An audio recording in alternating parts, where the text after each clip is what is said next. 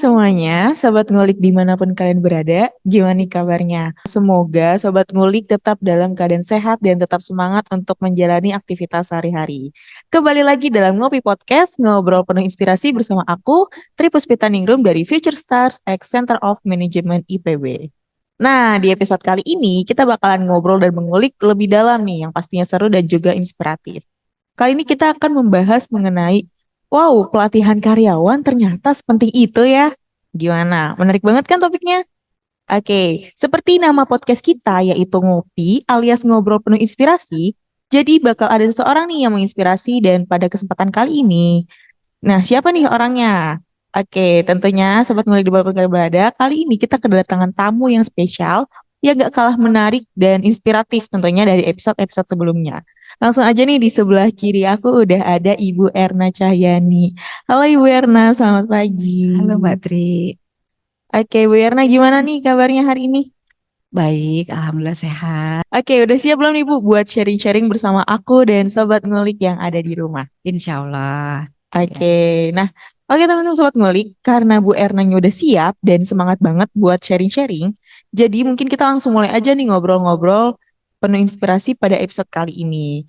Nah, sebelum kita masuk ke pembicaraannya Bu, kan pepatah mengatakan ya, tak kenal maka tak sayang. Maka dari itu boleh dong Bu nih, perkenalkan, ceritakan tentang profile, educational background, dan personal life Ibu Erna. Ya, iya Mbak Tri. Halo semuanya teman-teman Sobat Ngulik. Saya dengan Erna. Nah, pengalaman saya kalau dunia formal cukup panjang. Jadi saya terakhir pendidikan itu di 2000, tahun 90 itu di D3 ya. Diploma tentang counseling. Tetapi terlena dengan pekerjaan, akhirnya baru melanjutkan kuliah S1 itu di tahun 2009. Jadi cukup lama terlena dengan pekerjaan, artinya lebih kepada bidang teknis. Nah, kemudian 2011 saya dapat kesempatan untuk melanjutkan ke S2 itu di UI. Nah, hanya bidang yang saya tekuni memang berbeda-beda. Jadi di bidang counseling D3, kemudian K3-nya di S1, kemudian di psikologi trauma bencana pas S2-nya. Nah, terus kemudian dari sisi pekerjaan di PMI, saya gabung di PMI itu dari tahun 93. Kalau dihitung usia, mungkin udah mau masuk usia senja ya, 30 tahun. Nah, Iya, Bu. 30 tahun saya di PMI. Itu yang dari sisi formal pendidikan maupun dari sisi dunia kerja saya. Untuk bidang yang saya tekuni, dinamika juga sih. Saya pernah jadi ajudan. Jadi ajudan seorang istri jenderal yang cukup eh, selama 10 tahun. Beliau pernah jadi ketua PMI DKI, waktu itu zaman Bu Uga Wiranto. Mungkin teman-teman tahu lah Pak Wiranto seperti apa. Nah, profilnya istrinya pernah jadi ketua PMI. Kemudian lanjut pada masa istrinya Pak Sutioso. Nah, saya sudah beralih, sudah masuk ke dalam lingkup manajemen kegiatannya. Kemudian ganti lagi dengan Pak Reja dan kemudian terakhir adalah masa Pak Rustam Effendi, sekarang mantan wali kota Jakarta Barat. Kalau dihitung di PMI cukup lama. 30 tahun itu berarti 6 dekade. 6 periode ketua saya pernah duduk, pernah mengalami itu. Nah itu, nah untuk bidang terakhir terkait dengan pengalaman apa itu mengelola karyawan, saya berkecimpung itu di 6 tahun atau 7 tahun terakhir pernah gitu. Nah kalau di bidang pelatihan dari tahun 2000, 2004 saya sudah pindah untuk mengelola pelatihan-pelatihan ada di PMI, khususnya PMI DKI Jakarta. Nah, mungkin yang akan saya sampaikan nanti di pembicaraan kita, Mbak Tri, adalah saya bekerja di PMI DKI Jakarta. Jadi bagaimana hal-hal yang berkaitan dengan PMI DKI Jakarta. Meskipun secara umum PMI secara general itu juga ada. Mungkin itu. Oke, terima kasih Ibu. Jadi Iya, sudah cukup lama ya Bu di PMI 30 tahun. lumayan, lumayan lama ya. Jadi lamaan Ibu di PMI daripada usia saya. Eh, berarti masih seumur jagung kalau di Belum ada apa-apanya. Nah, sebelumnya nih Ibu pernah ya menjabat di HR berarti ya di PMI. Iya, Nah, pernah. nah gimana sih Bu? Apa aja sih proses yang Ibu lewatin gitu hingga akhirnya Ibu bisa menjadi HR, khususnya Ah, di PMI Jakarta? oke. Prosesnya saya di bagian diklat dulu sebetulnya. Oke. Dulu ada yang namanya bidang diklat, tetapi dia membawahi. Jadi komponen PEM itu ada tiga, ada pengurus, ada relawan, dan kemudian ada karyawan atau pegawai. Mm-mm. Jadi perjalanan saya mengelola orang itu ternyata unik, berbeda dengan kalau kita mengelola barang ya. Mm. Kalau barang statis, diam, kita aman mindahin jadi. Tapi begitu kita mengelola orang berbeda. Ternyata ada hal-hal dari sisi emosional, dari sisi pengembangan individu yang harus kita pikirkan. Nah, sejak tahun 2008 saya fokus tentang diklat, bagaimana diklat internal terhadap SDM PMI dan bagaimana mengembangkan pelatihan-pelatihan bagi kebutuhan masyarakat gitu. Nah, Mhm. sejak 2013 saya bergeser menjadi kalau di PMI itu tidak ada yang namanya khusus bidang atau bagian kepegawaian, tetapi di PMI DKI kepegawaian itu di bawah bagian umum. Nah, bagian umum ada tiga komponen, ada tentang tata usaha, terus kemudian ada tentang kepegawaian atau human sendiri, ada juga tentang bagian sarana prasarananya. Nah, di kepegawaian di 2013 memang cukup cukup unik PMI. Jadi mekanisme rekrutmen, terus kemudian juga bagaimana kebutuhan karyawannya itu butuh proses untuk dinamika pembelajaran. Nah, dulu kami tidak punya yang namanya job analyze, Mm. tidak punya bagaimana kebutuhan karyawan itu harus dipikirkan, bagaimana beban kerja. Nah, kemudian di 2014 kami menginisiasi mulai dengan adanya melakukan mengundang konsultan untuk menghitung itu semua sampai perhitungan-perhitungan kebutuhan karyawan yang harus dianalisa. Harus ada SOP. Nah, itu prosesnya cukup panjang. Nah, eh, sampai di situ ternyata PMI akhirnya punya pola. Kami di PMI DKI punya pola bagaimana proses rekrutmen itu harus seperti apa. Orang yang masuk ke PMI itu harus mendapatkan apa sih pembekalannya. Nah, Mm. seperti itu. Itu prosesnya. Mungkin itu Mbak Tri. Oke. Tadi tuh di PMI ada 3 komponen ya, Bu. Iya. Relawan, karyawan, Dan pengurus. dan pengurus. Nah, Iya. itu tuh masing-masing job desk-nya tuh ngapain aja sih, dan Ibu masuknya berarti di mana tuh? Oke. Kalau pengurus itu ada masa periode. Oh. Ada 5 tahun, per 5 tahun ada pergantian. Nah, pengurus itu lebih kepada kalau di dalam pemerintahan itu sebagai eksekutornya, Mhm. eksekutifnya. Mm. Jadi dialah yang menentukan kebijakan, menentukan pola-pola bagaimana sih pengembangan-pengembangan PMI secara umum. Nah, kalau saya itu masuk di ranahnya karyawan Oh, atau pegawai. karyawan. Nah, pegawai ini bagaimana dia diimplementasi sebagai manajerial atau manajemen middle ke bawah sampai dari pelaksana sampai ke dalam struktural gitu ya. Nah, kalau relawan itu ada dua. Ada PMR, ada relawan. Mm. PMR itu untuk SD, SMP, SMA. Yang Di di DKI, sekolah-sekolah ya. betul di sekolah-sekolah ada jenjangnya. Mhm. Di Jakarta sendiri jumlah PMR itu cukup banyak. Ada yang aktif terdata secara sistem itu 30.700 sekian. Wow, banyak Itu baru ya. PMR yang aktif. Belum yang tidak memasukkan sistem. Jadi itu ada di sekolah-sekolah Mbak Tri. Mm. Kemudian dari sisi relawan. Relawan sendiri kalau kita mau jumlah secara total bisa puluhan ribu di Mm. Jakarta. Berdasarkan sistem yang masuk ke MIS itu ada jumlah sekitar 4.000 orang. Nah itu terdiri dari KSR. KSR itu apa sih? Korps Sukarela. Nah Korps Sukarela itu ada di eh, tingkatan perguruan tinggi atau pasca SMA ataupun yang ada di luar perguruan tinggi. Artinya dia lepas SMA. Mereka tercakup di atau terdaftar di PMI-PMI kotanya. Adanya itu. Tetapi kalau misal ada lagi yang jenjang di atas TSR apa tenaga sukarela. Siapa tenaga sukarela? Itu bisa dari jenjang setelah dia KSR. Dia masuk ke ranah TSR atau tenaga-tenaga profesional seperti psikolog, dokter, atau akuntansi yang kita minta menjadi relawan-relawan. Pelatihan-pelatihan yang dilakukan ke eksternal, mereka kita tawarkan untuk menjadi TSR-nya PMI. Pengalaman saya mengelola itu ada pelatihan-pelatihan seperti pelatihan, mungkin pernah dengar pelatihan pertolongan pertama. Iya. Nah, kami melatih ke perusahaan, kami melatih ke kampus-kampus, kami melatih ke masyarakat. Nah, pada saat kami bekerja sama dengan salah satu perusahaan atau beberapa perusahaan, kami tawarkan, mau nggak jadi TSR-nya PMI? Kan gitu. Nah, Mm. mereka mau. Nah, bagaimana keterlibatan TSR pada saat bencana mereka kita tawarkan. Mau nggak terlibat turun dalam penanganan bencana? Mm. Nah, mau nggak ikut masak yang namanya di dalam kegiatan atau kegiatan dapur umum atau penanganan-penanganan kegiatan yang lain. Seperti itu. Nah, pada bidang pelatihan yang dibutuhkan itu, apakah mereka punya hak yang sama? Sama. Semua punya hak untuk mendapatkan pelatihan. Baik itu pengurus, KSR, atau relawan maupun pegawai. Hmm, Itu Mbak Tri. berarti semua tiga-tiga komponen itu mendapatkan pelatihan ya. Ya, Dan tentunya pelatihan dari ketiganya itu akan berbeda ya, Bu. Antara relawan dengan pengurus tentunya beda dan dengan karyawan juga tentunya beda. iya, Nah, beda-beda. nah terus strategi yang efektif itu tuh untuk mengembangkan karyawan sesuai dengan emang porsinya masing-masing tuh seperti apa sih, Bu? eh di pengalaman saya, kita harus melihat dulu, analisa dulu kebutuhan kita atau karyawan ini, karena saya masuk ini udah ada karyawan, ya Mhm, kan? Artinya kami kan melakukan pemetaan dulu. mhm, Karyawan ini kita petakan, terus udah punya pelatihan apa saja. Itu membuat database dulu waktu itu. mhm, Database karyawannya kita buat, pelatihan yang sudah pernah diikuti udah buat, penempatannya sudah pas atau belum. Nah setelah itu, kalau ada pembekalan yang kurang, baru kami menganalisa, ini kebutuhan ini perlu nggak? Ini diperlukan tidak? Seperti itu. Nah, di PMI sendiri di skala nasional sebetulnya kita punya kurikulum itu.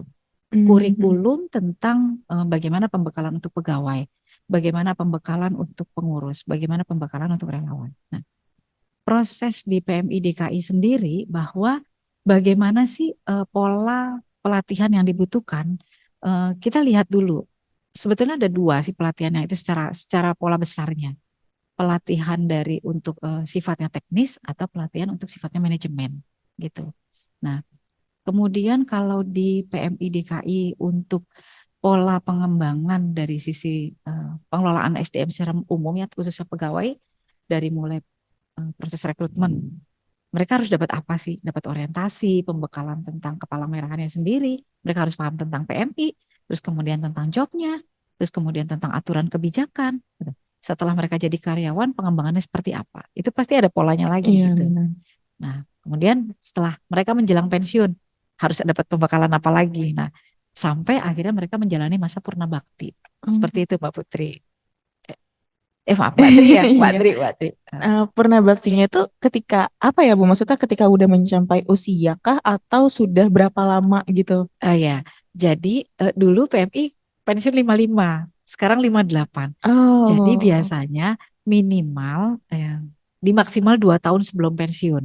Kita memberikan pelatihan pembekalan, kira-kira keterampilan-keterampilan apa yang dibutuhkan untuk karyawan yang akan menjelang pensiun. Misalnya, hmm, oh setelah pensiun dia melakukan usaha apa nih nantinya, seperti itu. hmm, Dan itu kita berikan pelatihan termasuk penguatan dari aspek psikologis. hmm. Orang mau pensiun biasanya dari sisi emosional, psikologisnya itu perlu ada penguatan.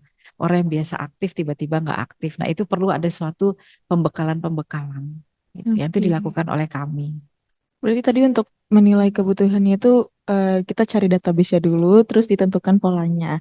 Nah, kalau misalkan udah dapet nih Bu, database udah dapet, terus polanya udah dapet. Nah, terus jenis pelatihannya itu apa aja sih? Dan mungkin kalau untuk penjadwalannya itu seperti apa gitu Iya, teknisnya di lapangan? kalau di kami di PMI DKI khusus sebenarnya ada beberapa unit sih, ada Hmm. SPI, ada Markas, ada UDD. Di UDD setiap tahun karyawan itu harus mendapat kesempatan pelatihan dan itu pelatihannya lebih menguatkan kepada teknis. Hmm. Itu. Ada juga pelatihan manajemen. Begitu juga di markas. Setiap tahun karyawan harus mendapatkan pelatihan ataupun yang bersifatnya mengikuti workshop, mengikuti lokakarya, Oh, gitu. Itu hampir setiap tahun harus ada di. Setiap karyawan harus memiliki kesempatan yang sama. Nah, kemudian dari sisi bidang teknis. Jadi pelatihan itu kan ada dua yang saya sampaikan tadi. mm-mm. Ada yang sifatnya teknis. Teknis dan Teknis itu kepada hmm. pekerjaannya, Oke. penguatan kepada lebih teknis-teknis pekerjaan langsung. Nah, itu kalau di unit transfusi darah ada tentang uji mutu, terus tentang IMLPD. Nah, itu banyak. Nah, kalau misalnya di markas itu tentang manajemen bencana misalnya, Hmm. atau misal katakan tentang Watson, pertolongan pertama. Watson itu salah satu spesifikasi teknis yang harus dimiliki oleh karyawan, oleh relawan pada saat dia akan melakukan pelayanan atau bidang kesehatan, seperti misalnya ada dukungan psikososialnya, ada juga tentang PSP itu dukungan psikologi ya. Terus kemudian ada tentang manajemen rumah sakit lapangan atau bidang pertolongan pertama kayak gitu. perawatan keluarga. Itu ada sekitar 40 sampai 50 kurikulum yang ada di PMI.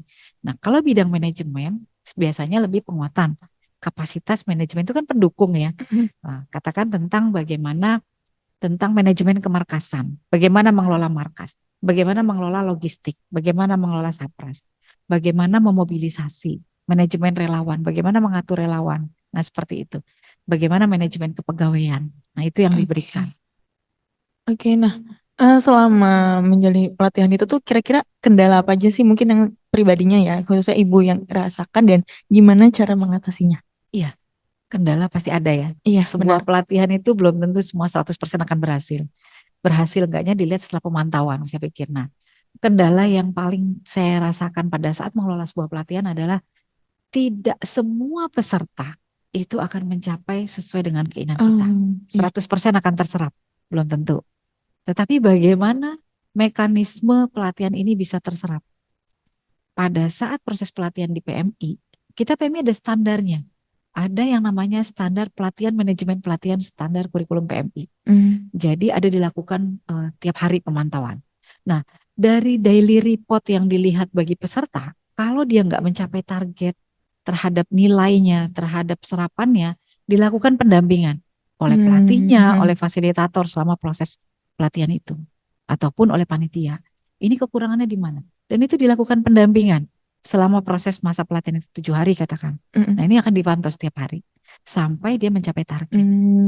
Begitu pasca pelatihan, kami memberikan penugasan. Penugasan untuk membuat rencana kerja tindak lanjut pasca pelatihan.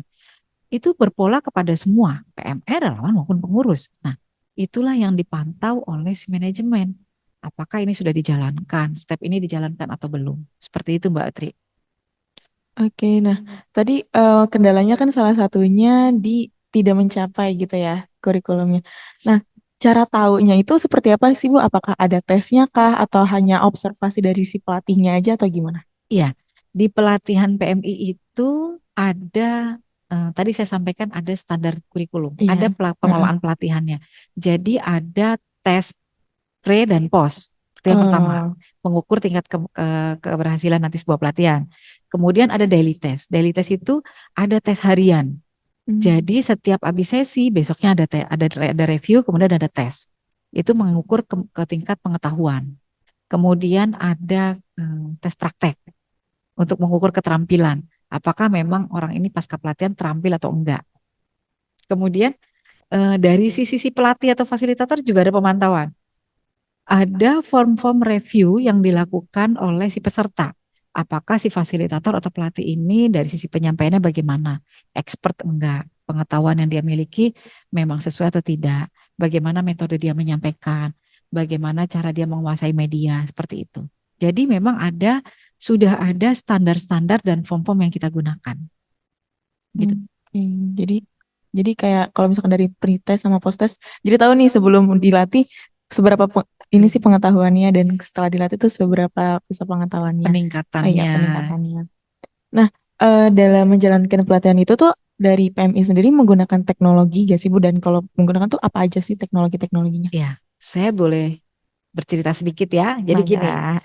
dulu itu kita masih eh, bisa dibilang pola lama ya. Mhm. Lebih banyak kita ketemu kertas dan sebagainya. Begitu tantangan ke depan dengan dunia teknologi, akhirnya kita mulai membuka dengan metode daring. Terus kemudian juga bagaimana sistem pelatihan-pelatihan secara online. Nah, terus kemudian beberapa terakhir yang kami gunakan juga itu sudah mulai menggunakan Google Classroom. Jadi betul-betul bagaimana orang mulai menggunakan teknologi-teknologi seperti itu gitu. Teknologi yang memang ini untuk berbasis untuk pelatihan seperti itu, dari mulai sisi pendaftaran, dari mulai sisi all apapun, dan itu bagi saya sendiri termasuk orang yang gaptek terhadap teknologi sebetulnya. Jadi dengan tuntutan seperti itu, jadi kita belajar, kita mulai mengembangkan. Dunia anak muda sekarang itu memang luar biasa, saya bilang. Jadi di kami ini generasi yang 30 tahun ke atas harus belajar mengimbangi itu gitu, dan itu sangat efektif. Untuk jangkauan kami PMI yang seluruh Indonesia, PMI Pusat juga mengembangkan itu. Banyak metode-metode ataupun kurikulum yang kita punya itu sudah mulai dikembangkan dengan cara daring. Seperti itu. Oke. Dan apakah tadi kan mungkin dari ibu sendiri kan ibu termasuk yang gaptek. Nah, kalau dari peserta pelatihannya sendiri, apakah penggunaan teknologi itu menjadi tantangan tersendiri atau banyak juga nih yang udah bisa gitu? Gimana Bu? Fluktuatif. Di 2022 kemarin, saya meskipun tidak incas, tetapi saya masih concern di dalam pengembangan pelatihan di PMI DKI, dalam artian pengembangan bagi karyawan, apalagi nih kebutuhan karyawan. Saya masih mulai melirik itu kan. Nah, kemudian kami mengadakan 2 kegiatan, pelatihan anti korupsi dan pelatihan khusus pengembangan perencanaan contohnya. Kita menggunakan Google Classroom. Plus minus, ada yang memang menguasai, ada yang enggak. Tetapi yang enggak menguasai bagaimana? Kita libatkan di dalam kepanitiaan, itu teman-teman yang muda-muda, yang memang menguasai teknologi dengan cepat. Melakukan pendampingan buat yang generasi tua. Jadi melakukan pendampingan, menggunakannya seperti apa, nanti ininya seperti apa. Dan begitu running berikutnya, itu jadi aman. Gitu. Bahkan sekarang di absensi kami menggunakan itu. Sudah pakai sistem, udah pakai Google seperti itu, Form gitu Google ya. Form untuk absen. Kemudian kalau dulu kita pakai timestamp misalnya, katakan begitu COVID tidak pakai fingernya, tapi sekarang sudah ada, kita menggunakan itu. Metode survei yang saya lakukan, pernah saya melakukan survei kepada karyawan PMI DKI sebanyak 600 orang kurang lebih, terkait bagaimana manajemen, tanggapan mereka terhadap manajemen dan pengelolaannya ataupun kebijakan-kebijakan. Dan itu kami menggunakan metode Google Form. Bagaimana pengolahannya udah menggunakan sistem aja deh, nggak pusing gitu kan, gitu. Begitu juga untuk HR. Kelihatannya perkembangan HR yang dilakukan oleh teman-teman sekarang, kita sudah mengarah kepada penggunaan IRS, gitu.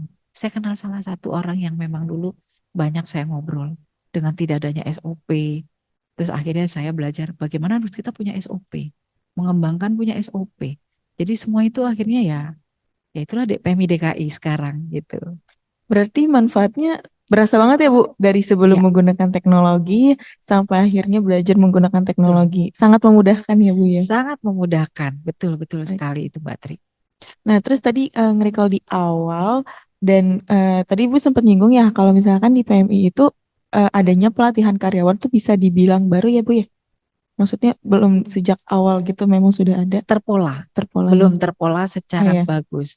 Artinya gini, dulu eh, pelatihan karyawan itu belum menjadi satu yang concern bahwa harus Hmm. dipetakan, harus Oh. dilihat berdasarkan kebutuhan atau tidak gitu. Pokoknya pelatihan karyawannya ada ini ya udah diikutkan gitu. Kalau sekarang enggak, mengirim orang juga harus dilihat gitu. Jadi lebih terstruktur gitu ya Bu Iya, ya. gitu. Nah, kalau dari yang Ibu rasain sendiri before dan afternya itu seperti apa dari yang sebelum terstruktur dan setelahnya itu seperti apa khususnya pada karyawannya sendiri gitu. Iya. Khusus untuk karyawan kalau dulu ikutin pelatihan diikutkan aja. Mm-mm. Orangnya bisa 4L. Apa tuh, Bu? Lu lagi Oh. ya gitu. Nah ya, jadi orang itu dikirim dia lagi. Jadi Heeh. satu orang bisa menguasai banyak pelatihan. Mm-mm. Sementara yang nggak pernah dapat kesempatan ya nggak pernah dikirim, gitu. Mm. Itu dulu. Jadi bisa jadi begitu pertemuan secara nasional, oh dia lagi ya gitu. Pelatihan ini, misal katakan pelatihan PP dia, Mm-mm. pelatihan ambulan dia lagi. Nah, terus kemudian pelatihan tentang rumah sakit, manajemen rumah sakit lapangan dia lagi. Nah itu seperti itu. Terus pelatihan Mm. logistik, oh dia lagi, nah gitu. Nah itu dulu nggak ada pola seperti itu. Jadi pola pelatihan dikirim orang ya udah kirim seperti itu. Nah sekarang nggak. Artinya mau pengiriman seseorang ke sebuah pelatihan atau kita mau menganalisa sebuah kebutuhan dilihat dulu kebutuhan apa yang diperluin. Nah, pengalaman saya mengelola pelatihan waktu itu berdasarkan kebutuhan 2013 begitu saya jadi kabak umum. Ternyata arsip PMI DKI itu luar biasa. Luar biasanya Pak, luar biasa tidak terkelola dengan baik. Oh, Jadi kita pusing ya, Bu. membongkar 3 ruangan arsip. Nah, kami nggak punya dasar. PMI itu kan dulu fokusnya tentang pelatihan-pelatihan PMI aja. Mm-mm. Tentang PP, tentang perawatan keluarga, tentang PMR, tentang relawan. Tetapi ternyata dari sisi-sisi manajemen ada yang perlu. Nah, kita nggak punya kurikulum itu. Akhirnya saya belajar sama teman-teman, coba kita lari ke dinas arsip. Kami mengembangkan kurikulum, khusus PMI DKI kami mengembangkan kurikulum kearsipan. Kami melakukan magangin orang dulu. Satu tenaga kita suruh magang selama 3 bulan di dinas arsip. Setelah itu melakukan bimbingan teknis. Setiap ada kegiatan tentang bimbingan teknis arsip, kita ikut. Pelatihan ke Andri. Ternyata itu perlu. Sekarang PMI DKI punya pedoman kearsipan, punya manajemen kearsipan tersendiri. Nah, artinya hal yang seperti itu, bahwa bagaimana mengelola pelatihan itu berdasarkan itu sangat penting. Jadi karyawan nggak ujuk-ujuk juga, nggak main suruh aja pelatihan, Mm-mm. suruh ini, tetapi kebutuhan pelatihan yang sesuai dengan kebutuhan si manajemen dalam pengembangan organisasi itu sendiri sangat penting. Itu Oke. Jadi kalau dulu tuh ibaratnya nggak menyebar rata gitu ya. Ada yang ahli banget sampai di semua bidang bisa, tapi ada yang ya udah nggak kelihatan gitu. Jadi pentingnya pola itu biar semuanya rata iya, sesuai dengan.